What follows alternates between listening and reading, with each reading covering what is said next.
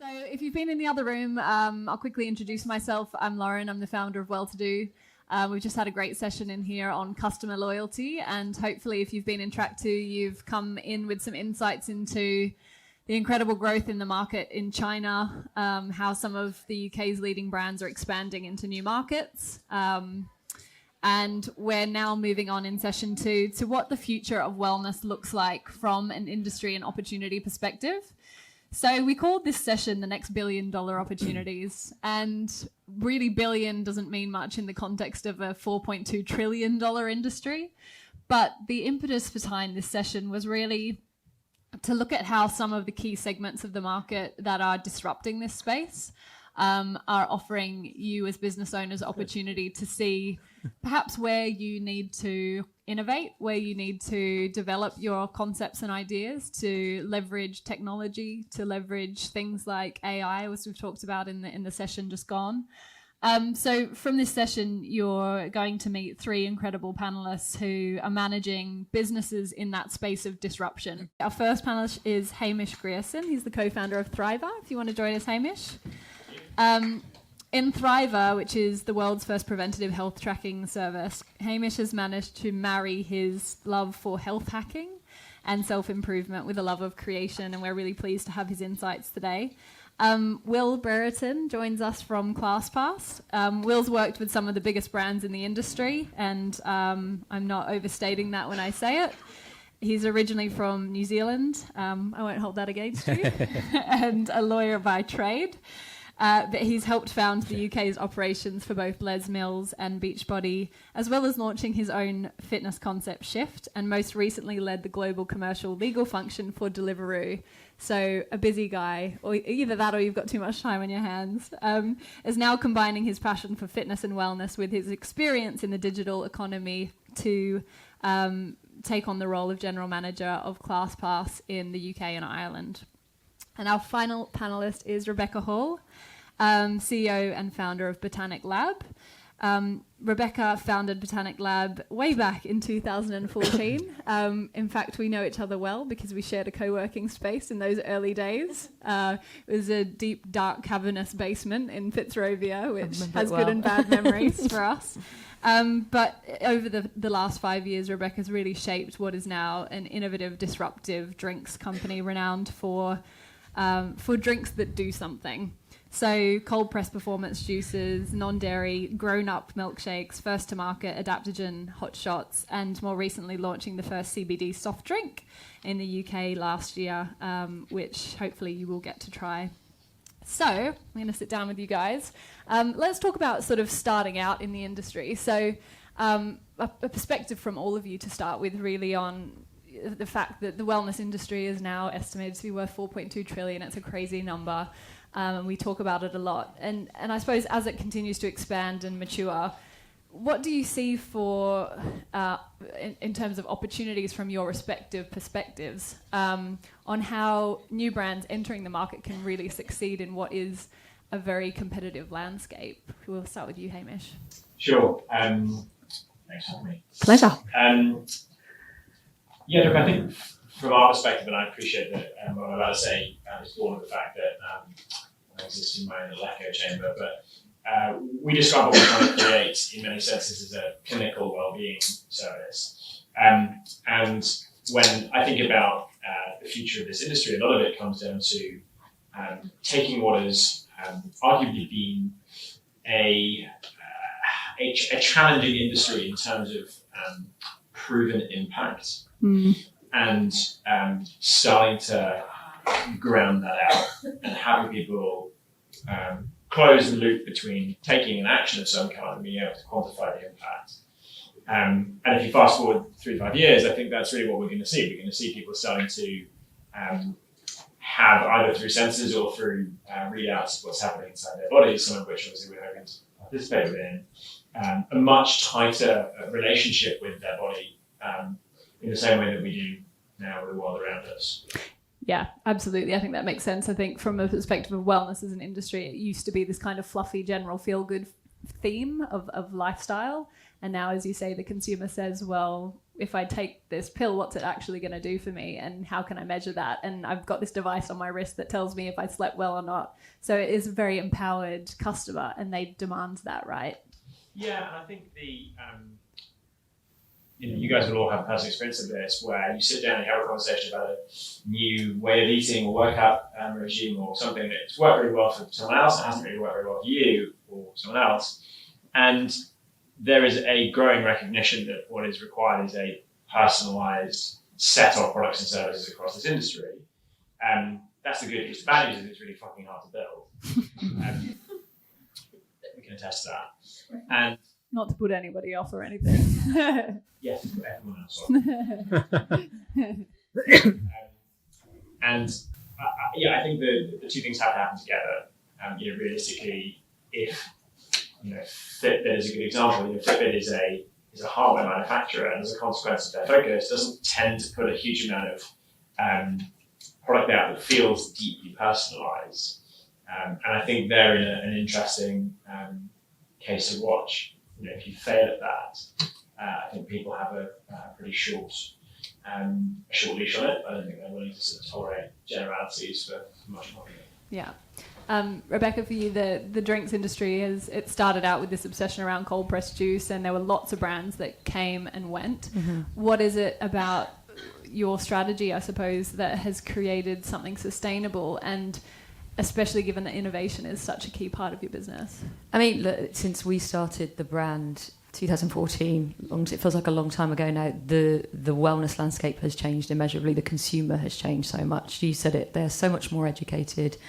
They're so much more aware of what's going on, what they want in a product.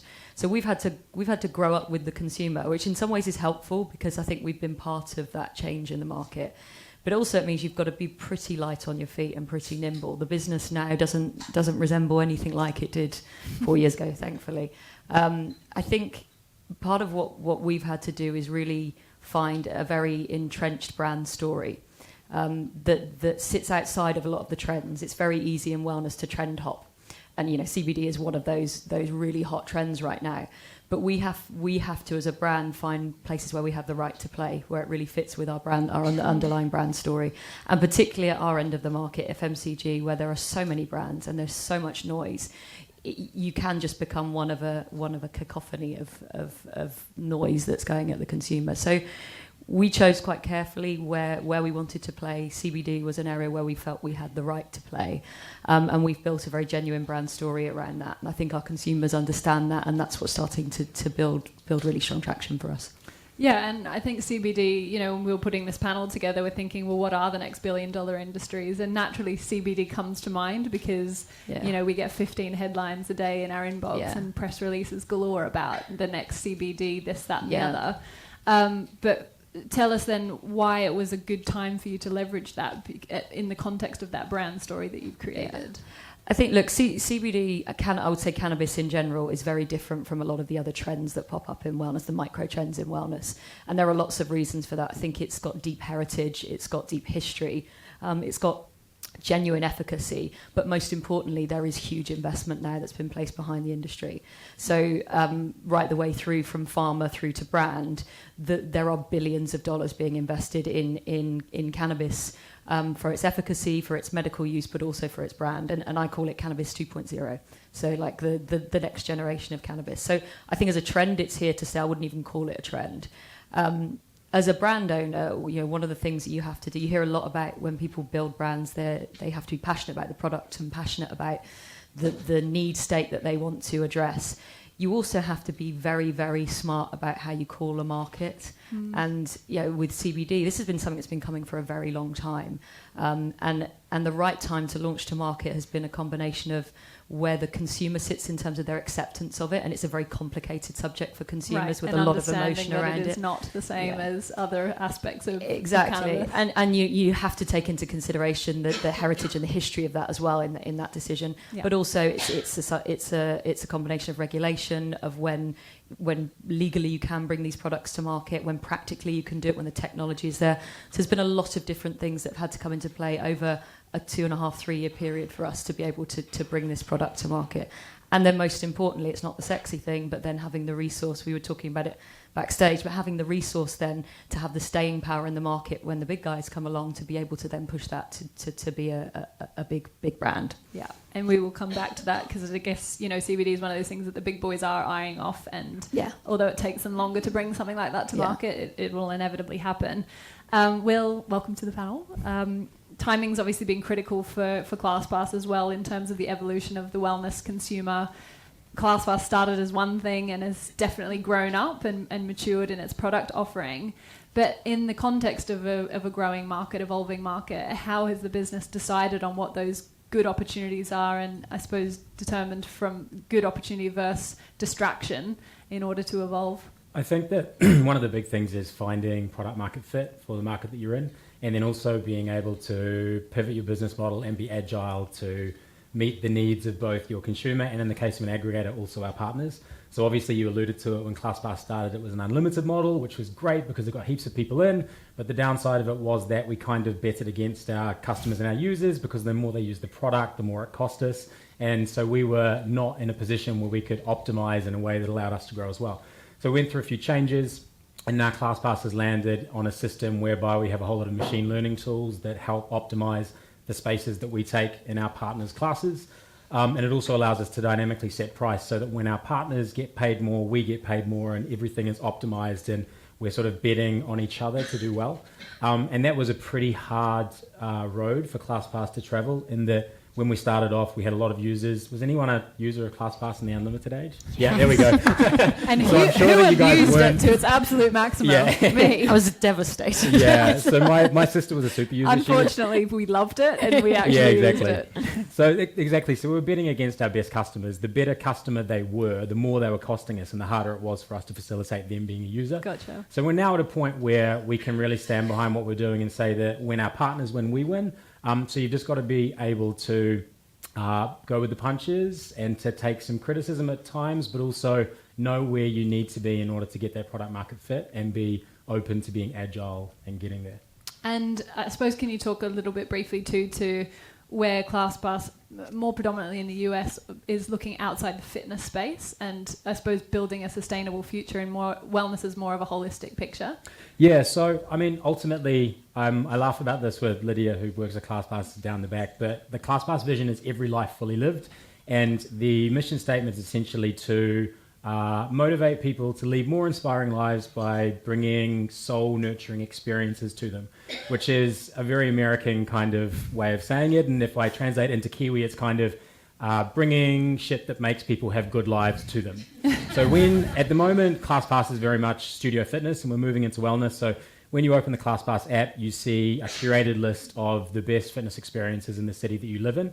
But we're moving into wellness because it's an obvious adjacency to fitness. And at the moment, the wellness tends to be around the fitness space, so massage or meditation, so stuff that kind of sits next to fitness. But the next step is to go fully into self-care, and then eventually ClassPass would like to own that whole experience space. So basically connect you with things either for yourself or for a group of people. So it could be a cooking class, or it could be a museum experience with your kids. It could be an idea for date night, or it could be connecting you with a group of like-minded people to go and collect rubbish on a beach. Just anything that helps people live better lives and to make them feel like they spent their week well, we consider to be on the table for what the platform will offer.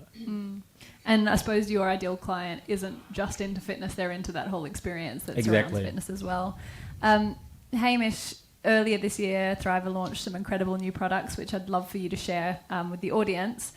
And what it meant was that you had sort of entered into some new territories with new, client audiences. Can you share a little bit more about some of the opportunities you've identified within that kind of at-home testing market and how that's evolving? Yeah, sure. Thank you for teeing up. So earlier in the year, we launched a female hormones-focused product and a stress-focused product, which actually, unlike the rest of our testing suite, runs on saliva rather than blood. And that was important for us for a couple of reasons. One, because we felt quite powerfully, having listened to our user groups, that they were getting badly left out in the cold when it came to getting access to those pools of data in particular. And also, really for us to sort of use that as a bit of a test bed to be able to understand where it would integrate into our broader proposition. One of the associated challenges that we're also having to work through as a consequence, and I'd be really interested to get Will's perspective on this too, or if I both your perspectives, given what you guys are planning on doing. When you branch out and you become potentially thought of in the mind's eye of a customer as something more than just this one thing, you've got a variety of potential things. How do you maintain enough sort of central brand position so that people understand what you yourself represent as a business? So there's an interesting challenge there as well. Look more broadly in the sort of at-home testing space. I think if you fast forward 2 to 3 years, I think the first thing to point out is awareness is still really low. So there will be a much more widely recognised way which people understand that you can just go and get this stuff. Like if I said blood testing to everyone in the room, unless you're not from the UK, most people have a mental model for what that is and what it means and the negative connotations that it typically is associated with. So awareness of why you would want to do it, how you can do it, the benefits associated with doing it, all of that I think will be broader.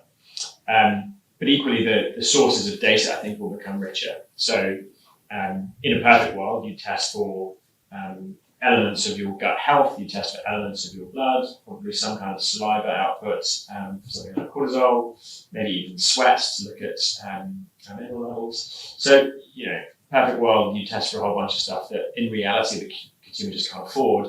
And equally, most businesses or experts don't know how to interpret on a scalable basis. So, for you guys as customers of wellness businesses like ours, I hope it's just really straightforward. If you are proactively investing in your health and your well-being, you'll be able to understand what's happening inside your body across more data sources or more parameters, and as a consequence, knowing exactly what's right for you. And that's an empowered customer, right? 100%. Yeah. I guess going back to leveraging future opportunities for you, Rebekah, we all know CBD's been heralded as this kind of panacea of all of our health problems, can solve every problem. But with so many kind of potential uses, how did you narrow down the opportunity that you were going to invest in? And I suppose you've touched on where your brand story goes, but how did you focus that so that it actually meant something to your consumer?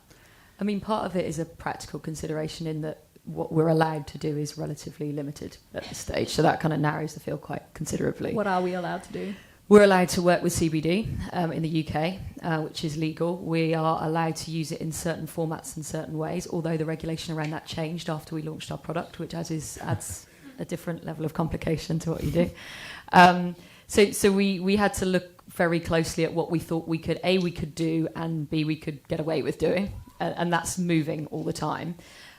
We also had to look at, again, that where we have the right to play. We're a drinks brand, so beverages are obviously where we would begin to play, and also beverages that have a strong association with that drinks that do something ethos, and wellness ethos. So if we started to bring out drinks that were completely divergent from that, I think it would confuse our customers and also would be a genuine brand story for us.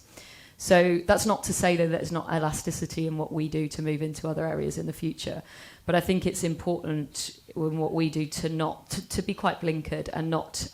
It's very easy in our market to get your head turned by all of the different, interesting, exciting things that are going on. Someone brings out something new. Oh, should I be doing that? Should I be doing? And I try not to get too distracted by that and be quite focused on what we're doing in our brand. Technology is at a stage, and it sounds ridiculous because cannabis is a plant, but the technology of how you isolate these compounds within cannabis is still developing at the moment, and technology plays a role in what is legal to use and what's not legal. So certain extraction methods are legal, certain aren't, and that's developing very quickly as well. So we spent quite a long time working out, sounds silly, but how you make an oil soluble in a drink and how you make it bioavailable to the body when you swallow it. So those things were quite a big consideration around how we work. And one of the areas that we'll be building on in the future is working with partners to be able to use new formats and different technology to make that much more effective in a soluble format. So the considerations, I would say, were mainly technical, regulatory, and where does our brand sit, and marrying those three things together, basically. And I think it's really interesting and a good note for the audience that it is tempting to look at what other brands in your category are doing and feel that you're missing that opportunity or that you should be doing this, that, or the other. Yeah. And something that I've seen Botanic Lab do really well is, stay in their own lane, as a brand, stay in your own lane. Yeah. And that's what ultimately has differentiated you in the long run. Yeah. Again, still on this topic of, future opportunities, and perhaps you might have a comment on this too, Rebekah, in terms of reaching consumers outside of this wellness bubble of thinking about it every day, and specifically kind of London's little urban wellness bubble. And this question is directed initially at you, Will. ClassPass has expanded into some of those regional areas. I'd love to get your insights in how the market is responding more regionally and what you think the opportunity is for brands in the room today and for ClassPass to actually maximise this wellness message and reach new audiences. Right, so ClassPass is now in Bristol, Brighton, Manchester, Edinburgh, and soon to be Dublin. We launch in Dublin next month, and I actually just got back, and the market there is way ahead of where I thought it was going to be. I think the fact that Dublin has so many tech companies means that there's a certain type of person who has maybe lived in other cities that's come back there and has a certain expectation. If anyone is launching a fitness brand and wants to know exactly what genre they should put in what city, please come and talk to me. If you're launching a cycle studio, please go to Bristol or Brighton immediately. If you want to do strength and conditioning, Edinburgh.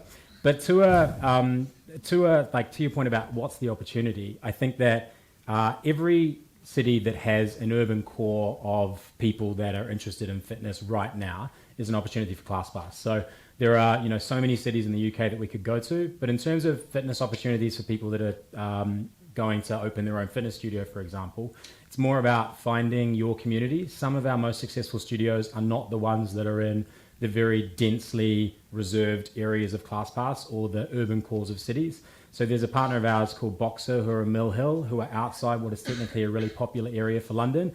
But they're absolutely packed out with direct members, packed out with ClassPass members. We can't get any more spots.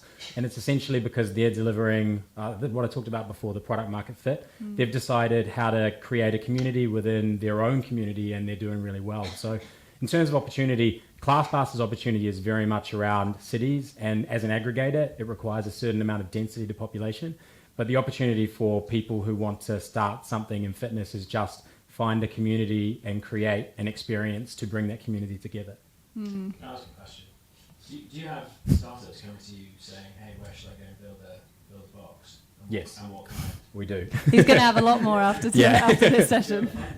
We do. We have an empowerment. Good question. Thank you.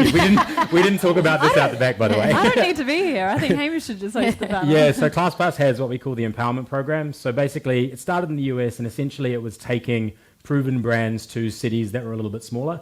What we're trying to focus on in the UK, because it's something close to my heart, having been in the industry for so long, is taking brands that don't necessarily have access to the classic funding or VC and allowing them to go into new locations. So we're currently looking at working with 3 partners in the north who are really strong brands that are doing really well on ClassPass, that want to open a second location, but they're at the point where they can't really go out for investment. Yeah. But we know they're doing well because we have their data, so we're helping them to expand with other offerings, other genres, or other locations. Thank you.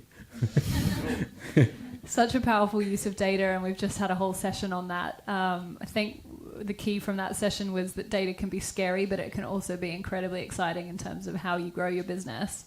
And on that note, I suppose, Hamish, consumers are also hungry for that data, aren't they? They want to know what's going on in their physical body, and that's really where the opportunity is that you're playing in. How do you respond to these demands, and how do you balance kind of providing data that's not overwhelming to a customer but is meaningful and useful and is actually going to have a positive impact or change their lives? To go back to the originating statement about people wanting to understand what's happening inside their bodies, truth be told, I think that's really not as popular as people maybe think inside this room. I would like to believe that it is 100% of everyone, but I, unfortunately, in our customer acquisition costs, see that that is not true. The question for any business, possibly anyone in the well-being space, certainly people in the will writing space, the life insurance space, or businesses like ours who are trying to get you to do something maybe you haven't done before, is I can sit here and explain to you the benefits of tracking your health and understanding what's happening inside your body in a way that you're not doing today. Right? And we'll go, sure, logically brilliant, right? Temporarily discounted to zero today, even if I recognise the long-term benefit. That's the sort of inherent challenge with a business like ours to some degree. And as a consequence, what we've had to get really right, and it talks to this point around how you actually end up telling a product story, you have to get people excited, right? You have to move them to a different conversation. It's not about, I could sit here and say, hey, 1 in 4 people die of a preventable disease. And everyone goes, oh, that's really bad. And then no one does anything differently. And it's arguably, it's adjacent reality to the government saying, go running, stop eating rubbish, drink less booze. We know the drill. We know what in theory everyone should be doing. And the latest data makes it very plain that we are not elongating our well span, even if we're living longer. So what we try and do effectively is to get people excited by helping them see how, A, they're going to receive information that they haven't received in a way they haven't received it before. A little bit of show and tell, like this is what you're going to get, and this is really easy to understand, and you're going to feel empowered. You're not going to be super confused. And back to that kind of core of personalization as a theme, then make sure that the underlying complexity is dealt with in a way that means we can build essentially tailored pathways so that maybe person A needs a diet plan, but person B needs to speak to an endocrinologist. We're not there yet with that part of the business. We started experimenting with supplementation to start solving some of the problems that we identify. But it's hard. When I said personalization is hard, that's kind of what I mean. So yeah, I have to start out by exciting. Right, and so that means you're sort of scratching the surface. The supplementation is one aspect of it, but the layers are still building. 100%. So $1 billion industry. Fitting. VCs, I think. Rebekah, I've seen you on BBC News talking about CBD. It's been a challenging education piece for your customers, but also an incredible PR opportunity for you that you've been able to communicate on a bigger scale why CBD is so exciting, why the ingredients that you use are so innovative. So talk to us a little bit more about some of the other opportunities that have come off the back of that challenge around educating the customer. Yeah, it's challenge and opportunity, the education piece. There is still a long way to go on explaining CBD, explaining cannabis as a whole, communicating it in a way that the consumer can understand, removing a lot of the stigma that's been built around it over many, many years, and also helping to build a regulated industry that people can trust in, because that doesn't exist right now. And in that lies a huge amount of opportunity, but there's also a huge amount of risk, which is why for small companies like us, small nimble companies like us, it's a good place to play, and there's lots to go after, but it's also quite risky. And it's something that I'm very aware of, that we have to take the steps that we take carefully, but swiftly and decisively, in order to make sure that we make the most out of the opportunity. And what is, as far as you're concerned, the kind of threat? I suppose we've touched on the legacy brands. It's likely that the big boys are thinking about what the CBD space will hold for them. How does that play into the way that you run your business? I mean, it's exciting. You know my background. I come at this from an investment banking background, so I see that as an exciting opportunity, and it's one of the reasons why I wanted to go into this space. There isn't, from a beverage perspective, there isn't a beverage company in the world that's not thinking about cannabis. And when I say thinking about it, I mean more than thinking about it. ABN and InBev have already invested in the space. All the big players are looking at it. Coca-Cola have stated their intent in it. They will all enter the space, and in that lies risk, but it also lies opportunity from an M&A perspective in the future for us. but also, you need those big brands in order to build a market that's sustainable. The big risk is obviously that we do the hard yards in the early stages, and then that goes out the window when you don't have enough resource to be able to take advantage of that. So, a big part of my job now is making sure that we do have enough in the tank that we can really have the staying power to ride through what is quite a difficult time in the market, exciting time, but a difficult time, and reap the benefit at the end of that. And that's not simple. It's not simple because there aren't as direct a routes to market as there are for many of our other products. Although we do have product in market in CBD in over 1,000 sites, that's nowhere near where it needs to be. And the process of building that is not as simple as it is for a product that doesn't contain cannabis. So the amount of resource that we need and the amount of excess resource that we need to do that is much larger than it would be if we weren't working in cannabis. So that's probably the biggest challenge for the future for us, and how we take advantage of the opportunity. I guess, again, on this theme of kind of challenges or threats to the market, will the kind of at-home fitness proposition element of the fitness market generally is proving to be one of the biggest threats in a way, but it also could be perceived as an opportunity. And we touched on it in the previous session, but from your perspective, how is that kind of at-home fitness market impacting ClassPass's business and your future strategy? So I think that Peloton's obviously the darling of the space, and they've managed... Second time it's been mentioned. Yeah, crazy. They've managed to find a really great audience for them, which is sort of suburban, wealthy, maybe a little bit older. They want to be connected with that great experience, but maybe they're no longer living close to a cycle studio. I'm not personally convinced, having been in the fitness sector for a long time, that they are the new rule rather than an outlier. I used to work for MINDBODY, who did P90X and Insanity, and at one time they were probably the biggest at-home fitness company in the world, and they're not really on anybody's radar anymore because they didn't change with the times fast enough. So in terms of VHS and DVD, yeah, exactly, and they had the opportunity to pivot away from television advertising and onto online, and they just were a bit slow because they were not really ready to let go of some of the things that they felt really worked for them. I think that for ClassPass, video on demand is actually part of our recent past. So we did a test, ClassPass Live. It ran for 2018, and we shuttered it in March. We learned some really interesting things, which was that we managed to reach audiences that we couldn't otherwise reach, which was suburban people and a cohort of users who were too scared to go into the gym but were happy to work at home. And I think that anyone that works in the fitness space really likes the idea of getting people who are afraid to exercise into exercise. But what we also realized, and why ultimately it wasn't a success for ClassPass, is that our core user loves experiences. They want to go in and do something in person. So it was an experiment that didn't necessarily work, but it's almost crisped our vision in terms of where we need to be, which is creating experiences and partnering with experiential places, whether that be fitness or wellness or wider experiences in the future. In terms of threat or opportunity, it's absolutely an opportunity. You've got three options. One is you pivot yourself to being a digital fitness player. Two, you incorporate it into what you do already, which is what One Rebel have done. So One Rebel and Techno Gym have done a partnership, so they're going to be taking on Peloton. James is speaking later today, right? I want a discount on the bike, James. For the office, not for me. Or three, you just double down on what you're doing and make sure that your in-person experience is the best it can possibly be, and don't worry about the fact that some people are going to work out at home. Yeah, great advice. Looking at kind of future opportunities as we come to the end of the session, Hamish, your long-term vision is to build this preventative health company that will look at a really broad range of indicators, as you've touched on.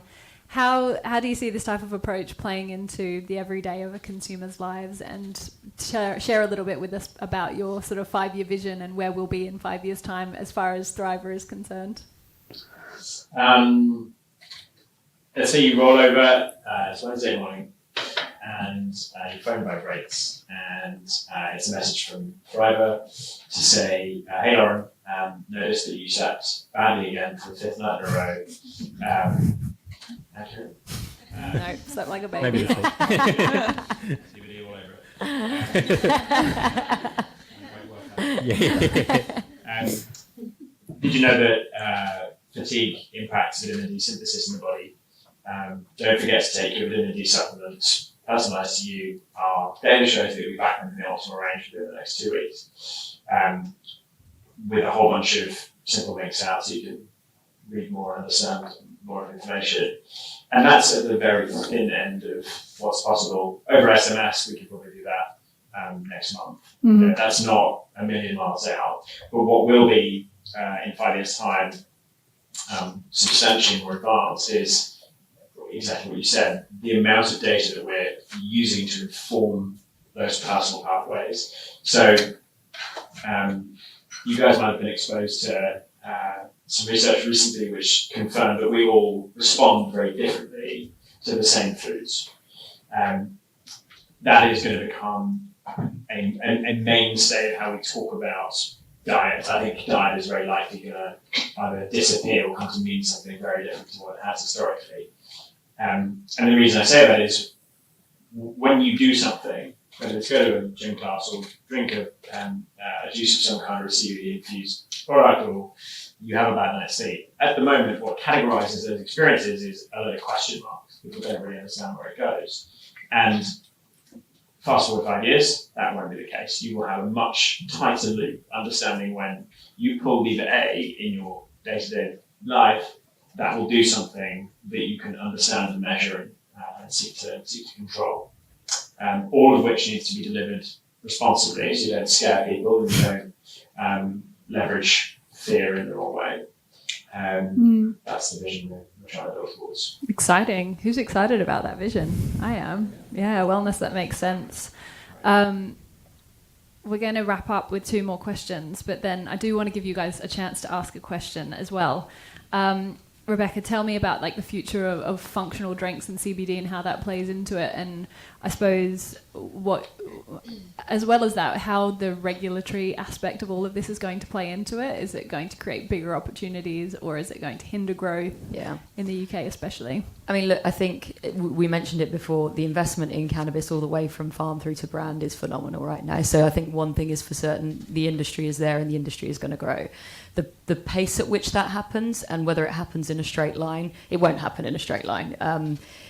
The speed is quite intense at the moment, and my personal view on it is that we've seen, here in the UK and Europe, we've seen seismic change in the last 2 years in public perception, and therefore regulatory changes coming after that. And I think we'll see that continue at a pace, and I think we will see broader ranges of cannabis products coming to market, not just CBD. So THC is obviously something that in Canada is a hot topic at the moment and is fully legal. I think we will ultimately see full legalized cannabis here in UK and in Europe, which is exciting from a brand perspective. The bit that obviously I'm very interested in is the brand development around that, and this next generation of brand development. And how cannabis 2.0 can grow and can thrive. Regulation plays a big role in that, and as a brand, we have to play a role in how we build that regulatory environment, and we be responsible around that. And that's still very much in its formation stage. As I said, it won't be straight line and it won't be simple. It will have a lot of twists and turns, and politics plays quite a big part in that as well, and something as emotive as cannabis. So, interesting times ahead for CBD. Yeah. Will, finishing up with you, you've talked about how much data ClassPass harvests. It's phenomenal, and that can be used for enormous good in terms of insights for business owners in the audience. What are the trends? What are the challenges that you see that data dictating, and what do we need to bear in mind as entrepreneurs in this space? I think that what our data shows is that, so we estimate that we bring in 70% of ClassPass users that are new to ClassPass are also new to Studio Fitness. And 95% of those users will try a new genre when they come into ClassPass. But the thing that we do see is, while ClassPass is obviously about diversity and trying out different things and sort of an expansive experience, our users will go back to the same 3 or 4 locations, and those 3 or 4 locations are the places that make them feel like they are valued, that remember their name. And so the more data that we see, the more it just goes back to all the foundational stuff that any business knows, which is you need to know your customer, you need to treat your customer with personalization. And we're coming to expect a certain level of identification and personalization when we use a service. And it's only the brands that are able to harness that are really going to succeed, no matter how much data they have to offer. Yeah, and again, it comes back to data not being a scary concept, but ClassPass does an incredible job too of sharing that data. We've shared some incredible insights through the Welltodo platform, and I think it just shows that there is enormous opportunity. Yeah, like if there was one tech technological thing that you could add to your boutique studio, it would be an ability to always remember someone's name. Yeah. Like that would be the one thing that would keep them coming back. It wouldn't be the high-tech equipment. It wouldn't be the heart rate monitor. I think that's true. And who's had an experience where they've been into a studio and they've said hi, then insert your name, and it does give you that feel-good feeling of I'm a valued customer and makes you want to come back. We're going to go to the audience. It is technically break time, but I want to give you guys a chance to ask this incredible panel something. We're going to take a question from the front. And we do have a mic. If someone can bring it down, that would be great. Thank you. Just this lady here in the blue dress. Hi, Rebekah. This question is for you regarding CBD and like transparency on product, because I feel that CBD at the moment is still a bit blurry, and so we don't know where it comes. We know that Holland & Barrett is selling some that is only 5%. Other one are saying it's 10% or 25%. The whole this thing, and the Holland & Barrett one, for example, we don't really know where it comes from. Are you promoting organic? Are you promoting a certain farmer or a certain brand? Is there a collaboration with it? Or So lots of questions there. We're not promoting a certain brand. Okay. We're promoting transparency in where it comes from, and from regulated suppliers, from organic growth suppliers, and also transparency in what is in the product. So because it's a relatively unregulated industry at this point, yeah, that's why it's all blurry. there is a lot of, as you said, there is a lot of blur out there. And one of the things that the FSA here in the UK is particularly keen on doing is encouraging credible retailers and credible brands to build that regulatory environment. So one of the things that we have done is we've chosen to put age restrictions on our products. We've chosen to disclose the concentration of our product on the label. Although those things aren't necessary at this stage, we feel that it's part of building a framework that gives trust to the consumer, provides more information to the consumer, and can start to build confidence in a sector. Because ultimately, if the sector thrives, we as a brand will thrive. And if we're in a place in the sector where we're driving that responsible behaviour, we will come out of that in a good place. But we're by no means there. There is so much on the market at the moment of varying degrees of quality, efficacy, and honesty. So there is a long way to go in that. And really, I think that the biggest step in getting there is having the big retailers bought into the sector. You mentioned Holland & Barrett, which is really the only big high street retailer who's really bought into CBD at this stage. Yeah. I can say confidently that won't be the case for too much longer. And I think only when you get over that jump where the big retailers with a lot of reputation to lose come to play, that's when you see greater regulation and self-regulation, I think. Perfect. Okay. Thank you for that question, and thank you if you could join me in thanking our incredible panel for their insights. Really appreciate it.